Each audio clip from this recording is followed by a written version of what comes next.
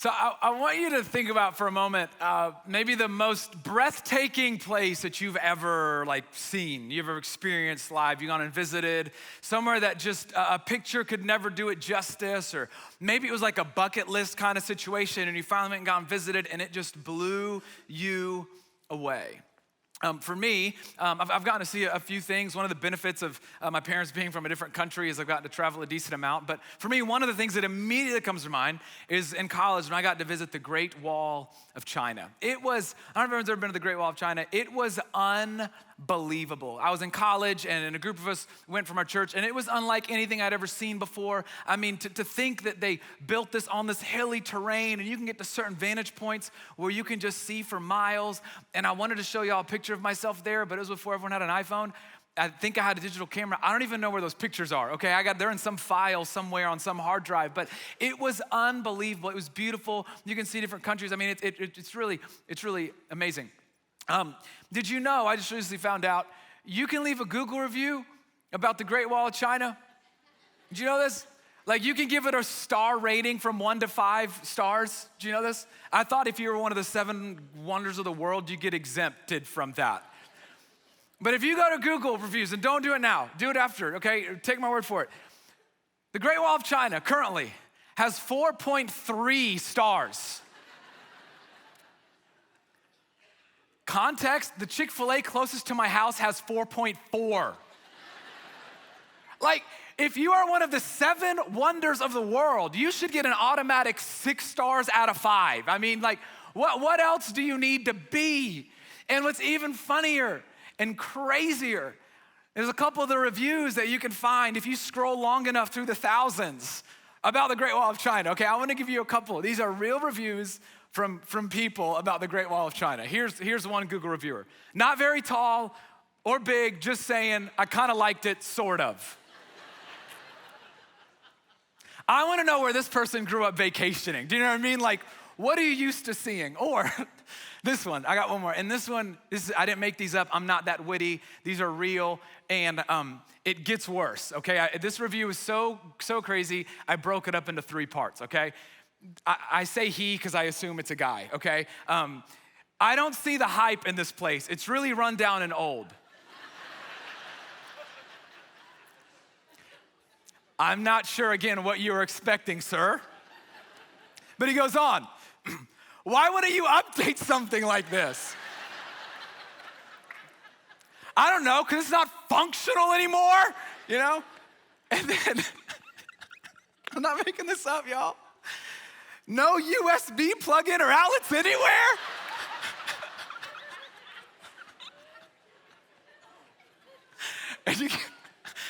Are you kidding me? Man, those are way funnier reading with all of you. It's crazy. And that's an extreme example of something that I've always been so fascinated by. That there's actually research that shows, you probably heard this, that as humans, we are more likely to leave negative reviews about something than positive reviews about something. And there's actually brain science behind it. That our brains, we have stronger emotional reactions to negative experiences than we do positive experiences. That when something doesn't live up to our expectations or we see something that just isn't what we thought it would be, our brain actually has a stronger emotional reaction to the negative than the positive. The negative emotion lingers longer, which is why you're more easily satisfied and more likely to talk about it, share about it, or write about it, even on Google about the Great Wall of China. Now, you might not be the person that's you're gonna leave reviews, and I get that, but you know this, you know yourself probably well enough to know that we just have this natural bent as humans, and maybe you would call it a bad habit, of seeing the bad, of focusing on the negative, and being overly critical. And whenever we're really good at pointing it out, letting somebody know, or talking about it to somebody else. It's like we're all just naturally wired with a critical eye. The negative outweighs the positive. And in some instances, we're like looking for the negative when something doesn't live up to our expectations or measure up to our standards, right? We're critical because something should be better. And ultimately, we're critical of something because we think it should change. Now, that's not always bad. I'm all for constructive criticism. I think that is good. I'll talk about that more in just a second. But the message today isn't about constructive criticism, which can be helpful for us as humans. Today, I want to spend a few minutes talking about how you and I have a natural bent towards fostering a critical spirit that I believe is a liability. That I can be so critical, I know firsthand how much of a liability a critical spirit that I foster can be, especially when that critical spirit enters into the realm of our relationships. That we're critical of them because they don't measure up to us. We're critical of them because they aren't living up to our standards, because they don't believe like we believe, because they're doing it wrong. We're critical of them because we want them to change. And so as we conclude our series today, the last game that I want to talk about is the change game. The change game. We all play it. I want to talk about it. We're concluding a series today called Games We Play, where we're talking about games that we play relationally. Now, I'm all about games. I love games, and I think you should play games to win. In fact, if you want to hear about how badly I like to win games, go listen to part 3 of this series. First 5 minutes, you either love me or you hate me, but you're going to learn that I love to win games. Okay, games are fun. That's awesome. But this series is about an arena of life where we should never play games. An arena of life where we should never bring games into, and that arena of life is an arena of our relationships. That games have no place, have no helpful or healthy place in any healthy or thriving relationships. Here's why. This has kind of been the big idea for the whole series, that a game that requires a loser is a game nobody wins. And in the relationship, the win is the relationship. And you know this, whenever you win the argument, whenever you win in the relationship, you lose. In fact, you end up losing more than the person that lost. There's regret, there's pain, there's collateral damage that you gotta fix, you gotta apologize. And in some instances, the damage seems irreparable. And we've talked about the blame game, we've talked about the comparison game, and today I wanna talk about the change game. Now, for all of us, we all live on both sides of the change game, meaning we've been on the side where somebody wants us to change, and we're on the side where we want somebody else to change. My wife can give you a laundry list of ways in which she wishes I would change, okay? Ranging from my follow through on a home project to how I chomp my popcorn, okay? It's pretty vast, and I'm working on it, okay? But we all are on different sides of the change game with different people, different relationships, with someone you're married to, with somebody that you're raising, with somebody that you work with somebody that you lead, with somebody you're roommates with, right? We've all heard, we've all said, we've all thought. You should fix that. You should work on that. They should stop doing that. They should start doing that. And again, I'm not talking about constructive criticism and constructive feedback, because here's what's true for all of us, okay? We all can think of ways in which we need to change. We all can think of ways in which we need to be better and healthier. And in fact, I'm gonna talk about this in just a minute. We need people to help us change and to see the ways in which we can be better. But the tension in this message today, and the tension around the change game, and the change game becomes so toxic, not because change might be required in you or in me, but specifically, the tension is when you and I foster a critical spirit that misses the heart of God towards people and hurts the relationship. It is far too easy for us. In fact, it is so easy for us that it should give us a moment for pause. It is so easy and far too easy for us to recognize and identify ways in which we think other people should be better. It's so easy, it comes so naturally, it should scare us a little bit. That is far too easy for us to identify things that people should start doing, stop doing, should have done, should do differently. And before you know it, you and I, this has come so natural to us, that we will foster and develop a critical spirit, don't miss this, that will turn into construction materials for a moral high ground that we stand on looking down at other people. And from that moral high ground, you are superior and I am superior. And from that moral high ground, the value of the other human made in the image of God is secondary to the issue that we think must change. And so we look down on people because we want them to change. They're not measuring up to our standard. They don't believe like we do. They don't live as we do. They don't vote like we do. They don't parent like we do. And so they should change. And we look down and we make sure they know it. And you know, if I could just be honest for a second, you know who the worst at this is? I'm gonna just step on our toes for a second. Christians. We can be so, and not you guys, right? Y'all are perfect. But come on, Christians can be so bad at this. Religious people can be so bad at this. In fact, we take our faith and we take our Christian beliefs and we use that to build up this moral high ground where we're looking down at other people. And what that does is it breeds self-righteousness, and it's why, again, not you, but it's why Christians can often be seen as mean or harsh or judgmental. In fact, you might be in the room today and it's a miracle that you're at one of our churches or tuning in because you've had that experience with another Christian. And the sad thing is we build up these moral high grounds in the name of Jesus, who never came to look down at other people, but he came down in order to win people. The change isn't the issue. The spirit with which we bring to the other person is the issue. And Jesus spoke directly to this.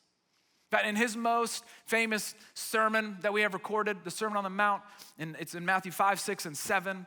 In Matthew chapter 7, he speaks to this directly. In fact, Jesus dealt with it specifically. Okay, whether you're a person of faith or not, you've wrestled with the tension of the change game. But Jesus, he dealt with religious people that played the change game in a toxic way, that carried a critical spirit and looked down on those that didn't get it right. And so in Matthew chapter 7, starting in verse 1, Jesus, part of this sermon, so he looks at all the people listening and he says, do not judge.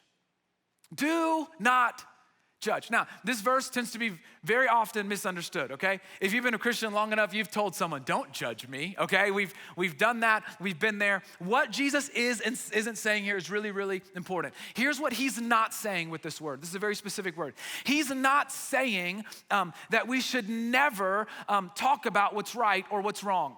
He's not saying that we should never speak the truth in love. He's not saying that we should never have space for conversations to help other people, or that we should never invite conversations where we can be helped about what's beneficial, what's helpful, what's hurtful, and what's not. This word judge is not about what's right or what's wrong.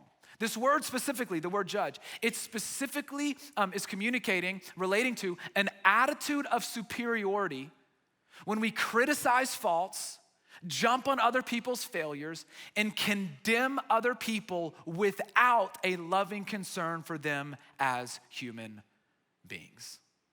That to judge in this context is walking in with a critical spirit, on the hunt and on the ready to find and to point out the fault in others. And it's not because we care about the person. It's because the issue has become primary, and from our vantage point on that moral high ground, the humanity of another person is now secondary. And this word judge, it's in the present tense, and the idea means don't make it a practice of, something that we are so good at making a habit of. Don't make it a habit of carrying a critical spirit where you are so quick and so harsh and so mean as you point out and jump on the faults of other people. And Jesus, here's what he's saying, okay? To judge in this context, to judge is to be critical before you are compassionate. To care about the issue first before you think that there's a human on the other side of it. To judge in this context is to be legalistic rather than loving. To adhere to a law to such a degree, to adhere to theology that you actually lower the value of the human on the other side of you. To judge is to choose religion over the relationship. To let what you believe and what I believe get in the way of building a bridge of relationship in order to share what we ultimately believe is best. And if I could just maybe sum it all up, and this might sound extreme, but just this is what Jesus is saying. This is not me, okay? To judge is to leverage the Christian faith as a weapon against people rather than a bridge to people. That it should not be the thing that gets in the way of us. It's the thing that should create a bridge of love and grace to other people. And what Jesus combats, you read the Gospels, you'll see this over and over and over again. What Jesus combats left and right in the Gospels are Pharisees, these religious leaders, the religious elitists that lived up in their ivory towers, judging with a critical spirit how nobody else measured up to them. And with the Pharisees, if we could learn anything from this, is so important. It no longer became about the law of God. It became about their own egos. That they were measuring people up to themselves more than they were the law of God, and they thought they were doing it perfectly. And there was no real concern for the lives of other people or for their hearts or for their faith. And that's the tension of the change game.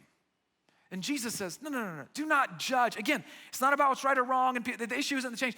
Don't bring that spirit into this conversation. And he says, I love this, he says, do not judge, or you too will be judged. Now this word judged here, it's interesting. The verb form it's called a divine passive verb form, which means it's used when it's talking about a divine being. And so the idea here is not just that you will be judged by other people. We'll talk about that in the next verse. But what Jesus is saying, hey, don't judge with a critical spirit, or guess what? God will judge you the same way. James, the very brother of Jesus, he writes in his letter later on at the end of the New Testament, judgment without mercy will be shown to anyone who has not been merciful. The Pharisees judged without mercy. And come on, Christians, and this is me too, okay? My critical spirit, I've got to bring that to Jesus on the daily. Christians, we think we're doing God's work, but when we're judging without mercy, we are missing his heart. This should freak us out. This just shows how big of a deal the mistreatment of God's people who are made in his image, regardless of the issue, is to God. Then Jesus goes on, he says in verse 2, for in the same way, and now he moves away from the divine passive form of the verb, and it's a general term for judge. For in the same way that you judge others, you will be judged. And with the same measure you use, it will be measured to you.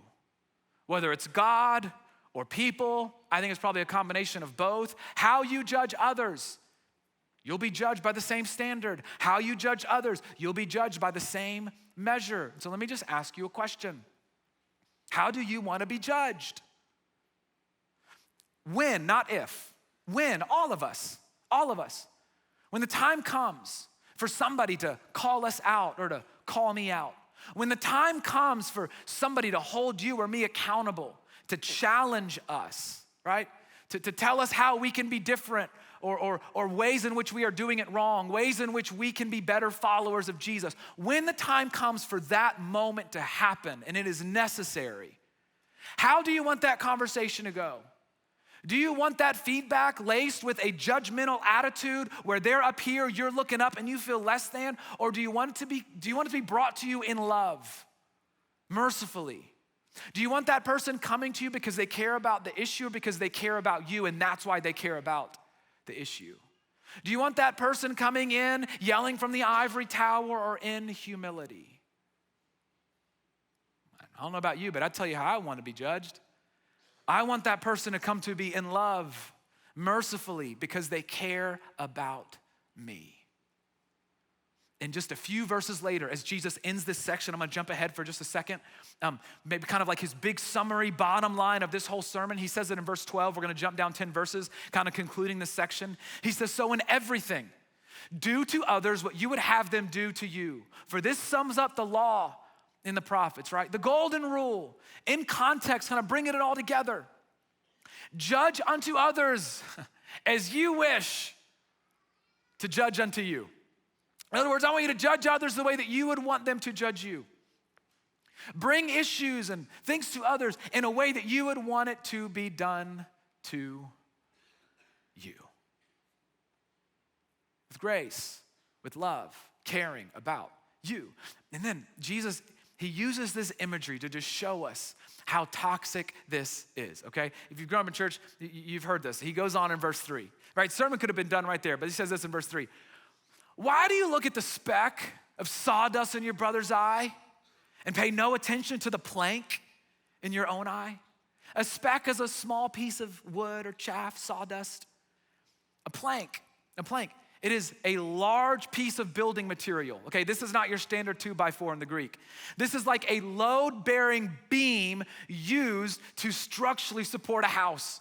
We did our best Chip and Joanna Gaines impression a number of years ago, and we renovated our first floor. We took down 4 different walls. They brought in 7 or 8 big LVL beams with the columns to structurally support our house. Jesus saying, why do you focus on the speck in someone else's eye when you've got a construction grade LVL beam sticking out of your eye?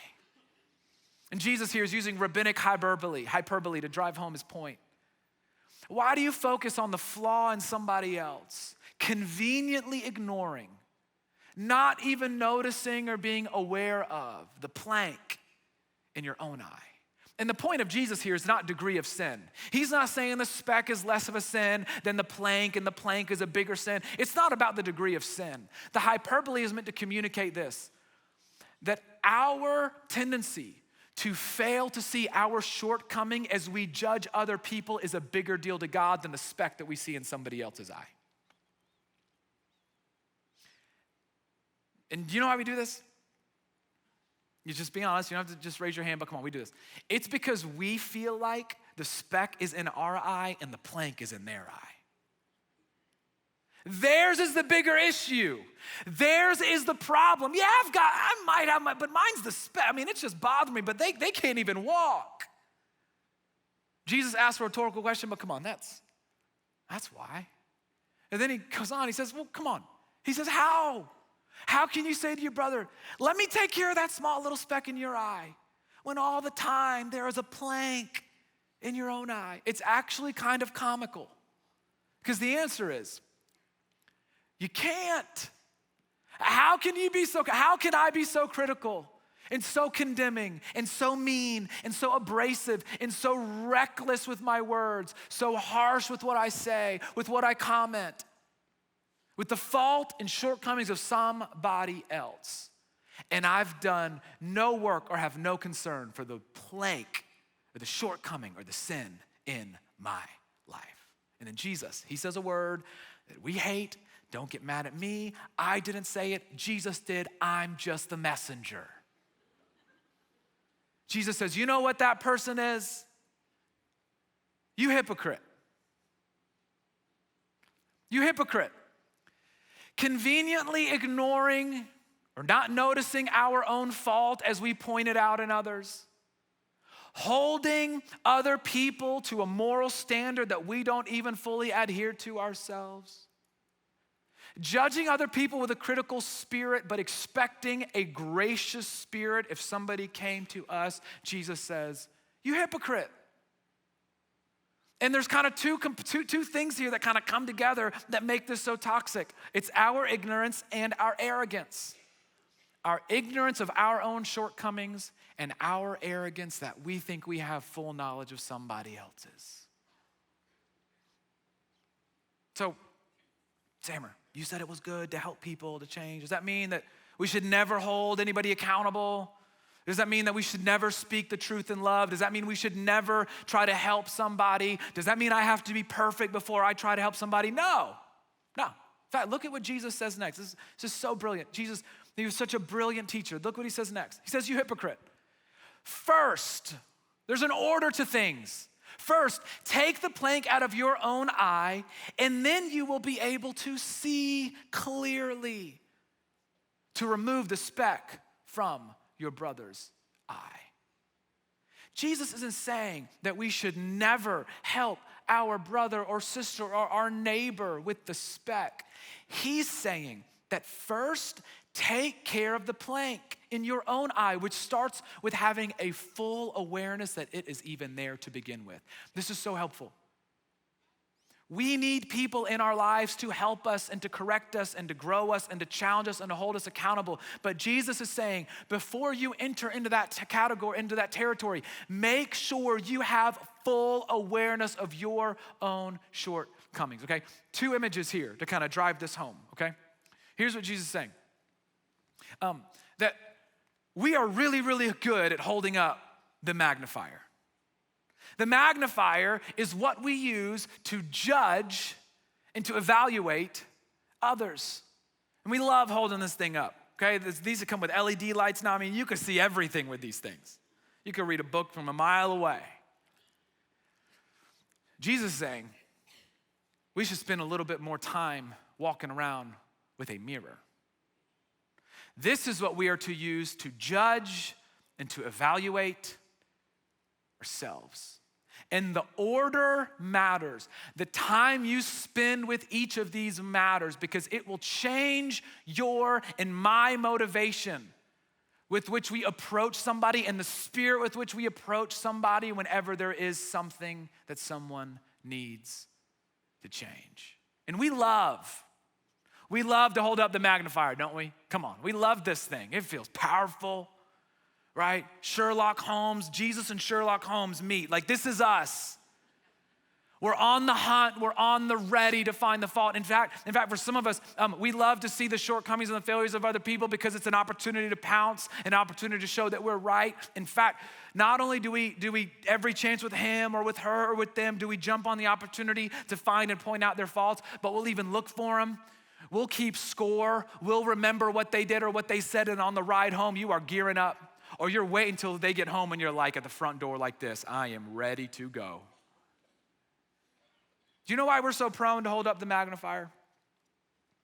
I think there's 3 reasons why we're, probably more, but here's 3 that I could come up with, why we're so prone to hold up the magnifier. 1, as we've mentioned, because we have an elevated view of ourselves. We just think our religious belief can so often, if you're a Christian, make us believe we're better than, or just, come on, it's just a pretty natural human instinct, something broken in us, to make us think we're just better than somebody else when they are not doing it in our eyes the way that they should be doing it. An elevated view of self. If I could just be frank for just a moment, do you know another reason why we are sometimes prone to hold up the magnifier? Because we have a secret or unconfessed sin that nobody knows about. If I were just being, and I'm not saying this for everybody, but sometimes a judgmental, condemning, or shaming, or angry, or harsh spirit that we show towards another and their faults sometimes is a sign that we have some secret or unconfessed sin in our own life. And oftentimes, it's the same thing we are the most harsh about in somebody else. And so in an attempt to deflect our personal guilt and hypocrisy, we focus on it in somebody else. And lastly, we're prone to hold up the magnifier because of misunderstanding the very heart of God. That Jesus did not come into this world to get anybody. Jesus came into this world to give his life as a ransom for many, to win people to his way, to win people to the love of the Father, to win people to a better way following him. And the longer that you and I hold up the magnifying glass, the more judgmental we become, the more legalistic we become. The longer we hold up the magnifier, I'm just telling you, your capacity and my capacity for compassion shrinks And the longer we hold up the magnifier, our motivations will be so out of line with the heart of God and the way of Jesus that we will actually do more harm to the kingdom and the relationship than good. And come on, this is hard. But the longer we hold up the magnifier, we'll start to believe that we're the ones that change anybody in the first place. It's like we're the God in somebody's life. And forget that He's just asked us to be a vessel of truth. We're not the one that does it anyway. So Jesus says, first, put this down for a moment and pick up the mirror. Pick up the mirror. The only way to stop playing the toxic change game is to pick up the mirror. And I'm just telling you, the longer you hold up the mirror, the more aware we become of our sin and our faults and our shortcomings. And you know what that will do? It will begin to soften our hearts towards others. It will lead you and I to have way more grace and way more compassion. Not necessarily less truth, but a lot more grace in it. That your empathy will grow the longer that you look in the mirror. The longer you look in the mirror, the faster that moral high ground that we've constructed begins to crumble. The longer we look in the mirror, the more time we are willing to take to earn the right to be heard, rather than assume everybody wants to hear us. And the longer we hold up the mirror, we will begin to foster an attitude that says, I love you enough to want to help you and tell you what's not right. And tomorrow, I'm gonna need you to help and correct me as well.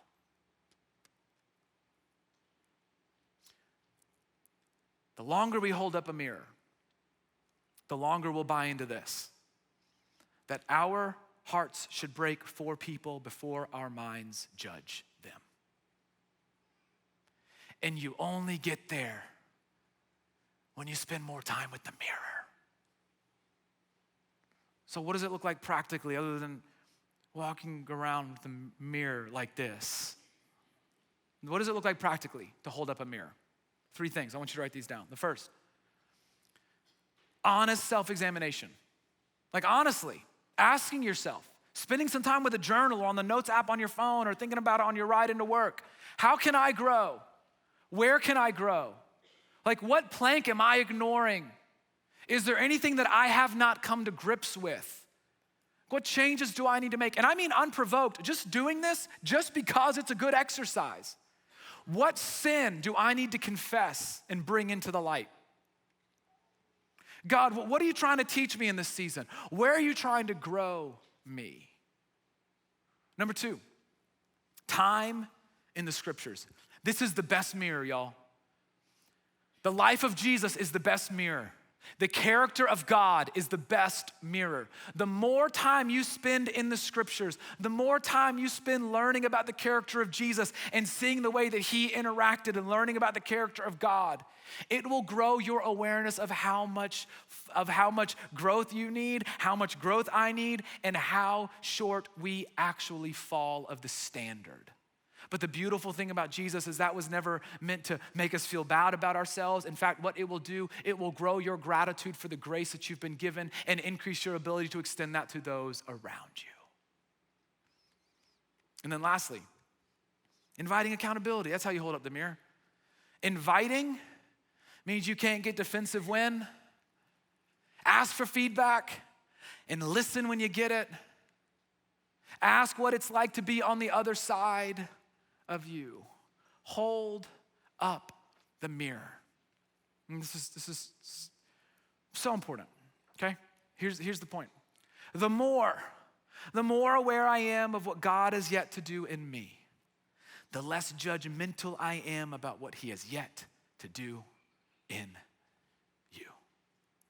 Yeah, we've all got stuff that needs to change.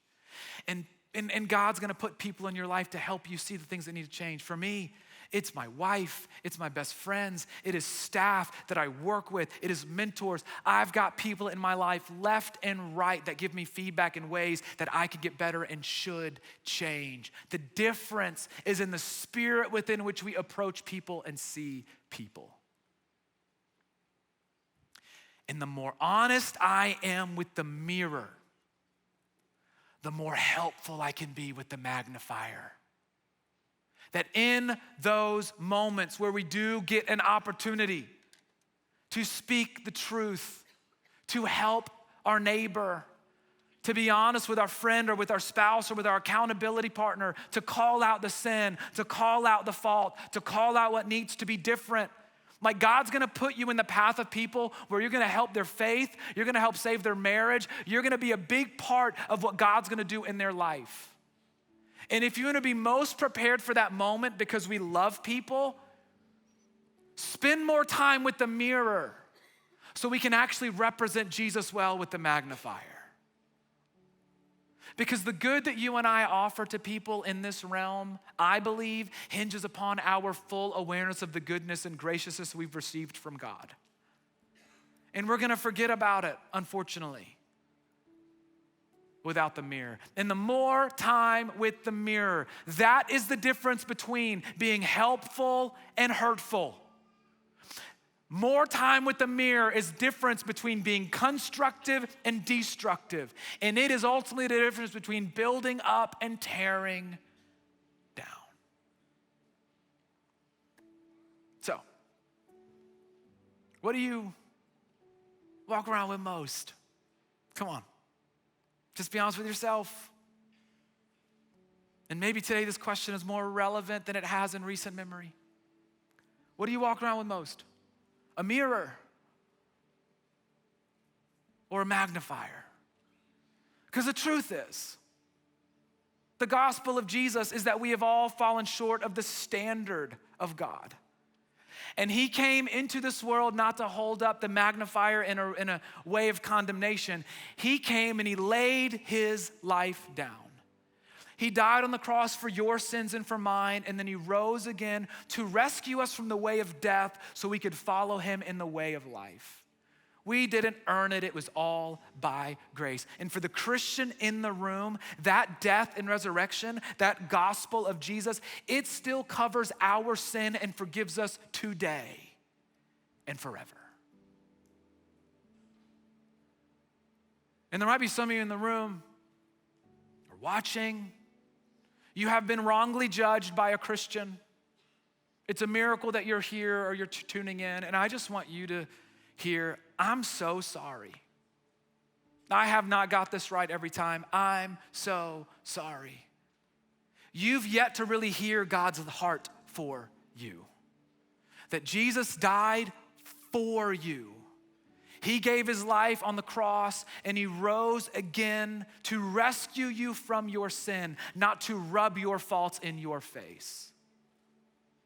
And he came to die and rise again to save you so you could follow him along a better path, to experience a full life, to live in his love, and to ultimately be a light to those around you.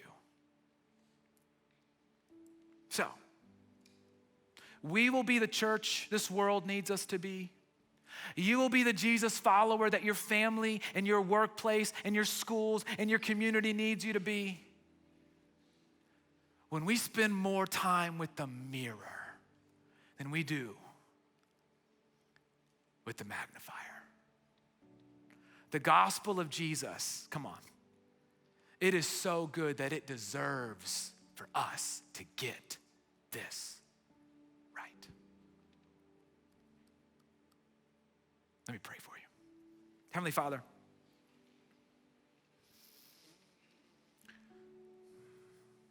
would you just, for a few moments, would you give us clarity and an awareness of how much we have fallen short of your standard? And in that moment, I pray, Lord, that it would not be because we're looking for a way to, that the impetus wouldn't be because we need to feel guilty or feel bad, but would you give us an awareness to remember of how good you are and how gracious you are and how loving you are towards us. And may that be the impetus and the motivation and the conviction that drives us to represent that to those around us. May this moment right here be a moment for all of us to decide we're gonna change things, but first in us. We're gonna change the way the church is viewed and the reputation of the church. We're gonna change the way Christians are seen, and may that change start with us, because your way is too good for us to get in the way of somebody seeing how good it is. So help us see clearly today. Help us love well, and give us opportunity to show people how good the way of Jesus really is. But may it start with us. It's in Jesus' name that we pray. Amen.